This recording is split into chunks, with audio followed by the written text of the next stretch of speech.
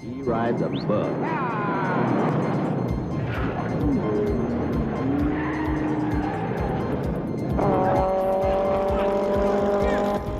BMW wheels. It shall be named the KDF wagon. Pass the Beetle and you die. Our technical designers and labourers can be proud to build such cars. May the German spirit be big enough to use them. Volkswagens are the love of my life. It's been called the Bug, the Beetle, the V-Dub, and even the pregnant roller skate. Millions of these cars are on the road today, and many more millions have enjoyed owning and driving the strange, endearing and enduring little car that is the Volkswagen. Having owned Beetles all my life, I just wouldn't want to collect any other form of car. I think what makes them so desirable for collectors is those two small back windows. It just gives the Beetle such a classic feel. It's an engineering miracle. It's a car they've made over 20 million of. It's a car they can't improve. The Volkswagen is indeed a miracle car. Originally conceived as a people's car, the Beetle had to overcome early rejection by Germany's car makers, exploitation by the Nazis and a world war to become the cult classic it is now. Given its astonishing success, it's hard to imagine that today's winner almost didn't make it off the drawing board. In 1932, the National Socialist Party came to power in Germany. The soon-to-be Chancellor, Adolf Hitler, was a keen car enthusiast, and his attention soon focused on a proposal for a small, cheap car, a Volksauto. It was the brainchild of Ferdinand Porsche, a brilliant designer who designed some of the finest, fastest and most luxurious cars in the world. But his concept of a proper small car for the people was too radical for the German motor industry. Motoring then was for the wealthy. The general public, and especially the worker, were discounted as potential customers. Dr. Porsche found his working-class sympathies at odds with the car industry, and after 18 years at Austro-Daimler, he left to start his own business. Convinced of his vision, Porsche decided to gamble his own money. The Type 12 was the result. The NSU Works stepped in as his next patron, and the Type 32 was developed. But the project stalled again. During the development of the Zündapp and the NSU, my father had already produced a proposal to build a small car for Germany.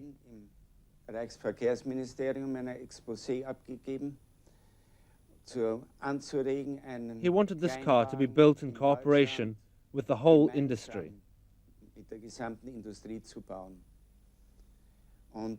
Hitler picked up this idea. If he got this idea before or after reading the proposal, no one can tell.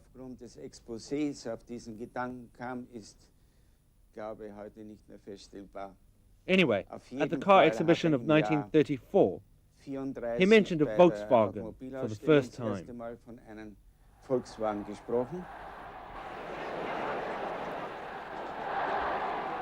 At the Kaiserhof Hotel in Berlin, a meeting took place between Dr. Porsche and Adolf Hitler, now the Chancellor. Porsche saw Hitler as someone in a position of power, with access to finance, who shared his enthusiasm and his vision for a small car. At the meeting, Hitler showed an impressive knowledge of cars, producing rough sketches and adding to Porsche's 5-point plan for the people's car.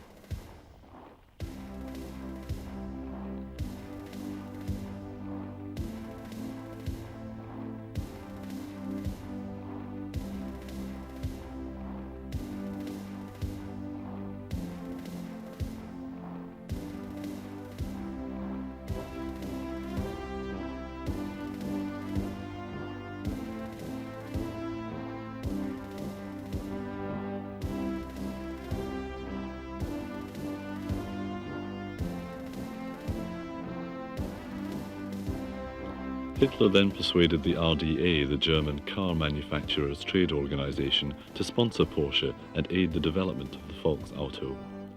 Only 1 in 49 people owned a car, compared to 1 in 6 in America, and Hitler realized the propaganda value of promising to make the country mobile.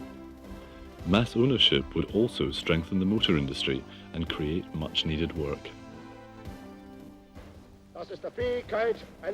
I am pleased that through the ability of a brilliant technical designer and his staff, we have succeeded in finishing the first sketches of the German Volkswagen, and that we can test the first edition by the end of this year. The RDA was still totally opposed to the people's car and only adhered to the contract because of political pressure. They forced Porsche to design and build in his own garage and rather hoped he would fail. Despite this, at the end of 1935, 2 cars were being tested in the Black Forest. These were the first of many prototypes. Porsche's ideas and concepts were made into reality with the engineering excellence of Karl Rabe and the body design skills of Erwin Komeda. The V1 sedan was built by the coach builder Rütter, and a V2 cabriolet by Dreamt followed.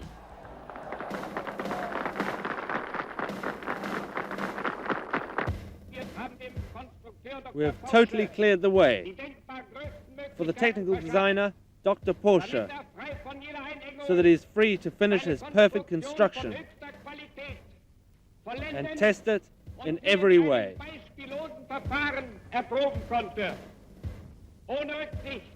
We have let nothing get in the way of our work. Our aim is to make the first VW roll by the end of 1936. The VW3 was given to the RDA for extensive testing. The car covered 400 miles a day over the Alps, Black Forest and the new autobahns. The testing was grueling and highlighted a number of small problems, but no basic design flaws. The RDA's report, however, was not enthusiastic, but they did agree to recommend more testing. Despite the time and cost involved, Porsche developed his technical innovations with the sole aim of determining the ideal solution. A new member of the team, Franz Reimspiess, suggested a 4-cylinder engine instead of 2. This would be as economical to produce, but would give far better results. The floor group was made from sheet steel, and the torsion bar suspension gave excellent road holding. User-friendly instruments were well laid out, and the car was heated. This is the oldest VW in existence, with a number 3 chassis. This car was driven by Porsche as a company car and has done 600,000 kilometers since. Until the end of the war, it ran on petrol. Afterwards, however, due to petrol shortages, it was converted to natural gas. At the end of the war, it was stripped down to save it from the hands of the Allies. It was put back together again in 1948. It has been in the possession of the Volkswagen factory since 1952, and it still runs like a new car. In May 1937, a VW development company was formed, and capital from the German Labour Front, the DAF, was put at Porsche's disposal. Dr. Porsche's son Ferry, a talented designer in his own right, oversaw the construction and testing of the Series 30. SS men were used as the test drivers, and Daimler built the cars despite the RDA's continuing reluctance to participate in the Volksauto. The RDA approached the Fuhrer and offered to build the car if they got a 200 Deutschmark subsidy. This is the point when Hitler blew his top and said, 200 Deutschmarks for 1 million cars? That's going to be 200 million Deutschmarks. Is there no more effective way to invest this money rather than through a paid subsidy? This wasn't a spontaneous idea, but an expression of belief that for this amount of money, you could build a factory in which cars could be manufactured for the price requested by the Fuhrer. Und dort den Wagen zu dem Preis herzustellen, den der Führer verlangt, naheliegender. The RDA's stalling failed, and they now faced competition from the Volksauto as Hitler announced plans for a state-owned factory. The cars would be built and sold for 990 marks. Porsche returned to America to recruit workers.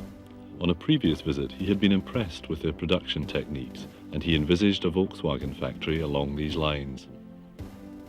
Hitler chose the village of Fallersleben on the banks of the Mittelland Canal, located on the estate of the 14th century Schloss Wolfsburg.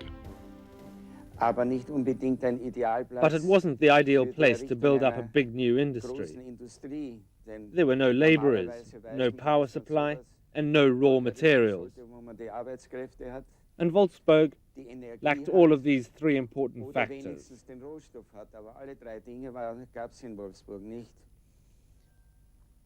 And with the day of the foundation stone laying already fixed, and with 3 Volkswagens similar in design to future productions,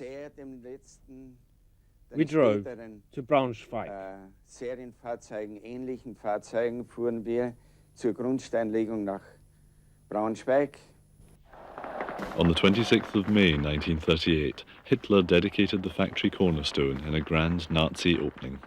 Mit einem Sonderzug kam Adolf Hitler und sein Adolf Hitler and his entourage all marched up in uniform.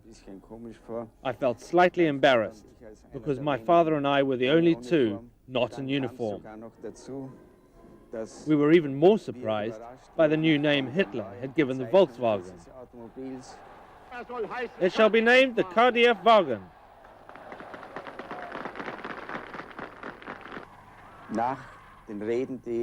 After the speeches were held, I had to drive Hitler in the cabriolet to the train station.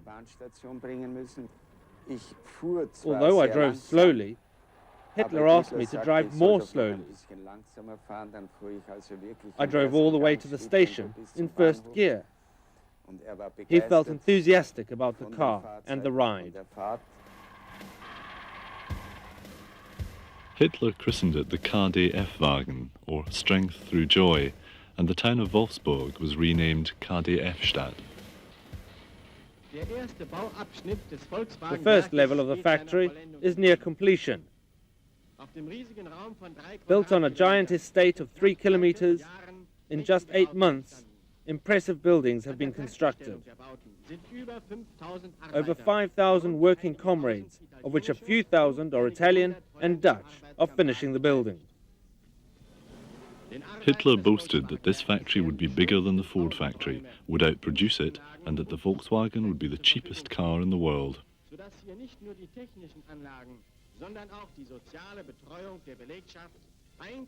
A town for the workers was planned as well, but the emphasis was on the subordination of town to factory. The factory was to be the centre of all life.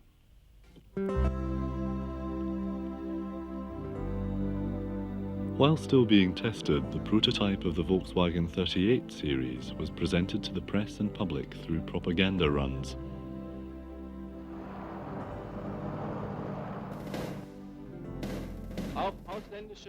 Even foreign journalists were won over by the KDF car. They were amazed by its low petrol consumption of only 6.5 litres. Its rapid acceleration of 0 to 60 kilometers in 14 seconds, and by its outstanding road holding and 4-speed gearbox. The development cost up to the final 38 design was 30 million marks, but this was considered a reasonable sum for a vehicle so far ahead of its time. This is an original KDF Wagen. KDF as an organization was meant to take care of the selling and distribution of the car in the Third Reich. The car was meant to be user-friendly and easy to service, and of course, it's easier to wash a rounded car rather than a car with lots of corners. The CW is something that is very important in today's manufacturing. 0.48 wasn't bad for the time. The elements which Porsche had built into the design in 1938 were incorporated fully into the post-war design. The German people could purchase their KDF-Wagen by collecting stamps on a card. The stamps were purchased weekly at 5 marks each. At this rate, it would take a worker 3 years and 8 months to become eligible for the car. But eligibility was no guarantee that they would ever actually own one.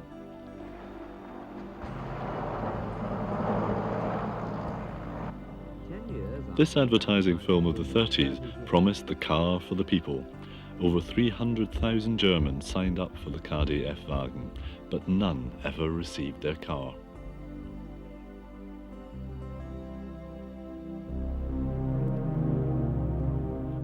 On the 1st of September 1939, Hitler invaded Poland. The Fuhrer expected a short war and, foreseeing a need for post-war cars, was hesitant to use the KdF factory in the war effort. Only 210 KdF-Wagens had been built, and these were distributed to high-ranking Nazis and officials, not to any KdF savers. But production of the People's Car had to take a back seat as the still incomplete factory switched over to military manufacturing. Porsche was asked to redesign and improve a cross-country vehicle. His concept was the Kubelwagen, which featured a KdF chassis with improved ground clearance for off-road. The Schwimmwagen, a variation of the Kubelwagen, was also developed. It featured a tub-like body on a KdF base. Besides being able to swim, these had four-wheel drive. 14,000 of the Schwimmwagens were produced at the factory.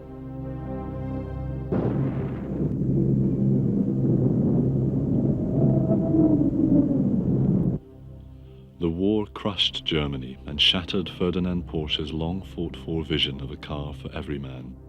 It destroyed Porsche himself. Although the Nazi regime had supported Porsche and his VW brought prestige to the Third Reich, he wasn't a party member and he was found not guilty of war crimes. But by then, harsh imprisonment had deprived him of his health. The town of Wolfsburg, liberated by the US Army in 1945, was crowded with slave laborers, freed prisoners of war, and displaced persons. The Volkswagen factory was crippled and smashed.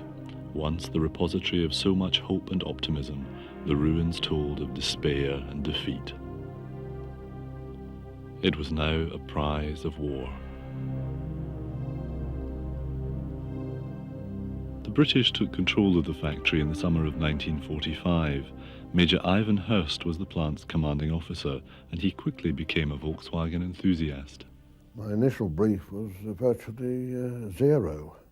Just to go to Wolfsburg and take charge of a factory, a derelict factory.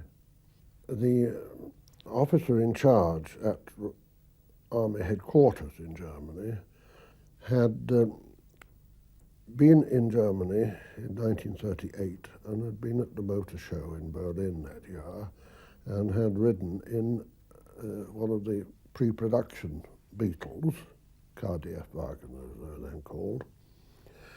And it was he who had the bright idea that the British in Germany would require a light vehicle. It was clear, of course, that if we could get cars made in Germany from German materials by Germans, this wouldn't cost the British taxpayer anything.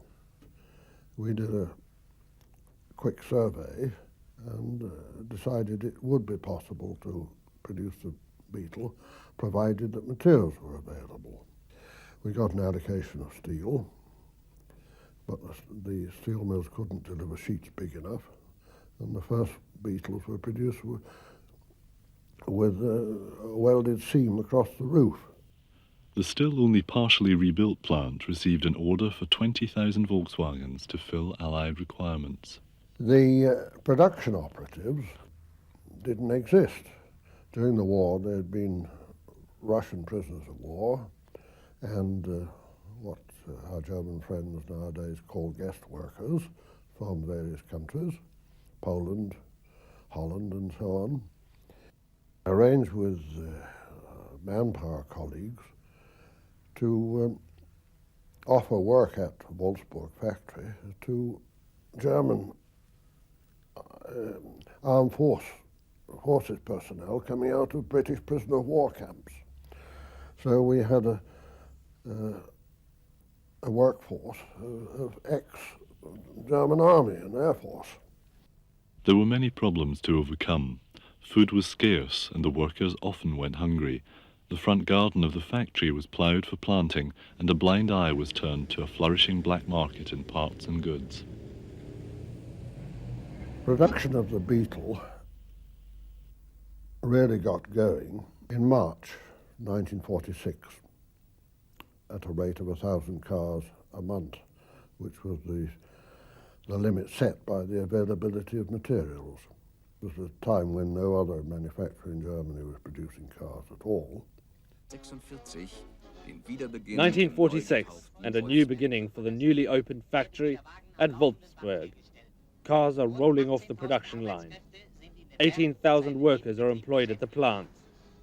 By 1947, the Allied requirement was largely satisfied, and the British board came to realise that the factory might have a future.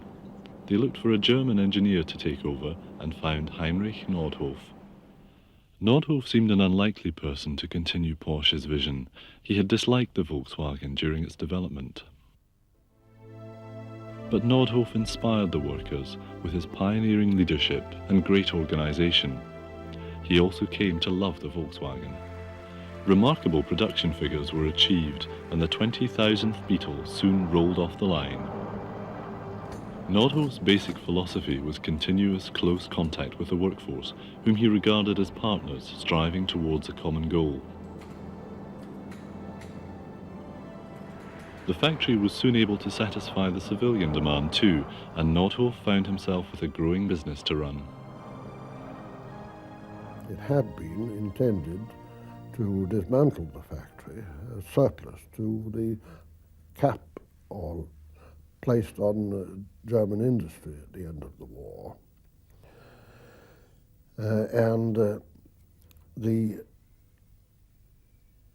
Because of the Allied requirement, there was a 4-year reprieve from that dismantling. Economic stringency measures in Britain meant a rethink of this dismantling policy. If the Germans could pay for themselves, there would be less burden on the British taxpayer.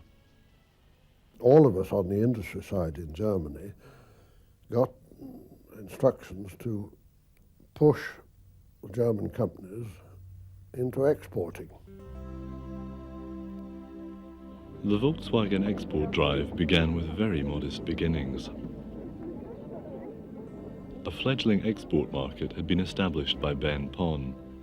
He took the Volkswagen to the New York Industrial Exhibition in 1948, where the New York Times disparagingly referred to the Volkswagen as Beetle-like, unwittingly giving it the name we still love and use today. Americans didn't like the Beetle. Even 4 years after the end of the war, it was still seen as a Nazi creation. The Volkswagen was considered out of date politically and out of time with the public taste, but it was more a case of being ahead of its time. In 1949, the first export models rolled off the line. Nordhoff constantly rejected demands to redesign the car, preferring instead to retain the Volkswagen's unconventional looks and to improve it organically with better quality materials. The company was handed over to the Germans, to be precise, to the government of Lower Saxony, in the autumn of 1949, when we withdrew. The handover ended 4 years of uncertainty surrounding the future of the Volkswagen. Nordhoff now began to make Porsche's vision of a small, economic and reliable car a popular reality. This early advertising film illustrates the unstoppable myth of the Beetle. It was a myth that constantly won favour with both advertiser and purchaser alike. Unstoppable, yes, but advertising brochures also showed off the Beetle as a highly stylised and desirable car.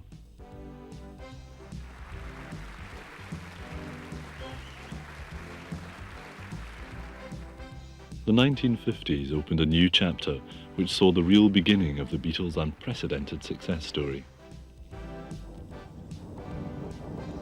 But for Ferdinand Porsche, who visited Nordhoff and the factory just before he died, it was the closing chapter. His dream was fulfilled. Volkswagens were everywhere. Auf seinem Rundgang durch das größte Automobilwerk Europas war der Bundeskanzler sichtlich beeindruckt von dem Schaffen der 27.000 Werkstätten. The German Chancellor was impressed by the factory's refit in 1950. The plant at Wolfsburg had been unable to cope with the increased demand for the cars, and the refit enabled modern, more productive assembly methods to be used. The wartime huts housing the workers were demolished, and Wolfsburg became more attractive. Sister factories were built at Hanover, Kassel and Emden as demand continued to outstrip supply. Assembly methods became more mechanized, and this enabled factories to be built around the world.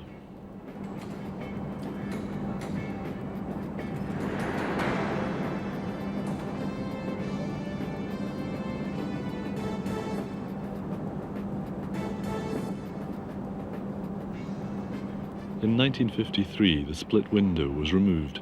This was the first significant change to the Volkswagen's appearance in 20 years.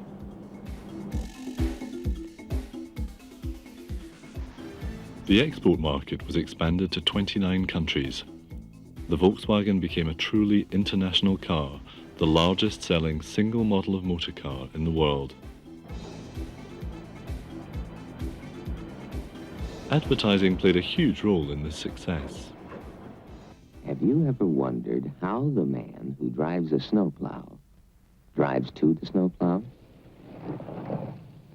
This one drives a Volkswagen. So you can stop wondering.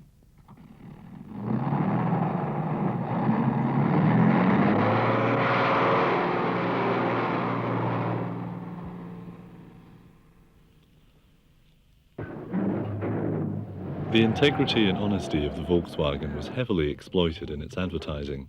Myths, stories and legends of the Beetle were put to good use. But even stranger than that, when the crew supervisor turned the ignition key,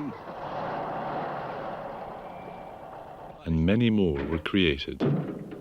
If you go back to the very beginning of television advertising and indeed to press advertising, you will find that by the late 50s, early 60s, advertising became progressively kind of jazzier and terribly lively and especially in the United States, dancing goes and God knows what else, and product features by the million.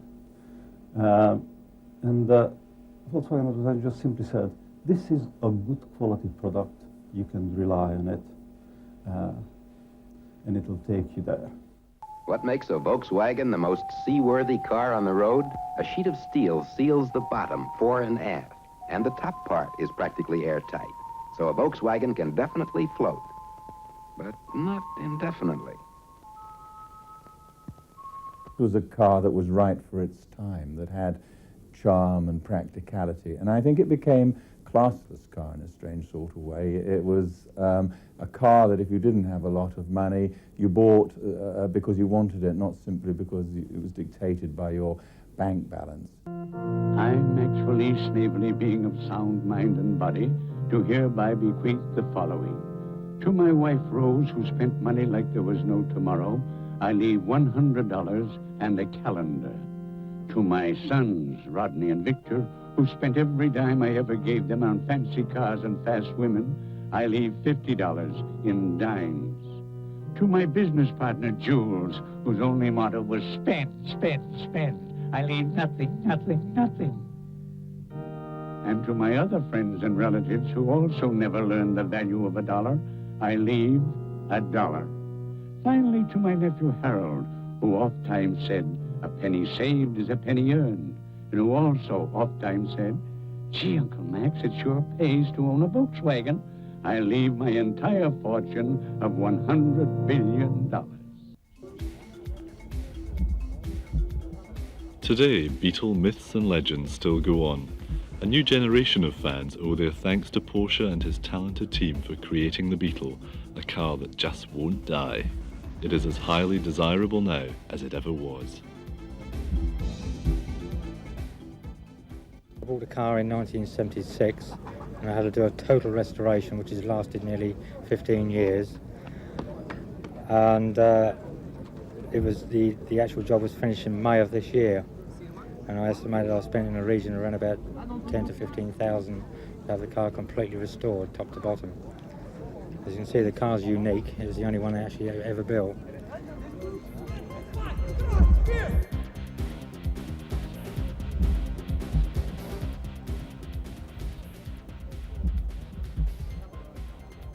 But there are those who are keen to improve on Porsche's design. It took me about 7 months to build it. Originally, I rebuilt it, but I wasn't happy, so stripped it back down, put it back to cowl look, target up the roof, done all the work myself, except for the paint job. Rebuilt all the engine, all underneath, all the inner wings. It's a 1972 1300, been de-seamed, painted, pearlescent paint. Got 1600 engine on twin SU carburettors, fully detailed, won quite a few trophies. Inside's been retrimmed, the dash has been smoothed and the speedo Frenched in, etc, etc. Little design there, which normally just dead straight, and the wings have been capped off as well. On the hinges. No guttering, that's all been cut off, but the carbs are not genuine, you know, they're sort of added. All the manifolds are made, put into a heart shape.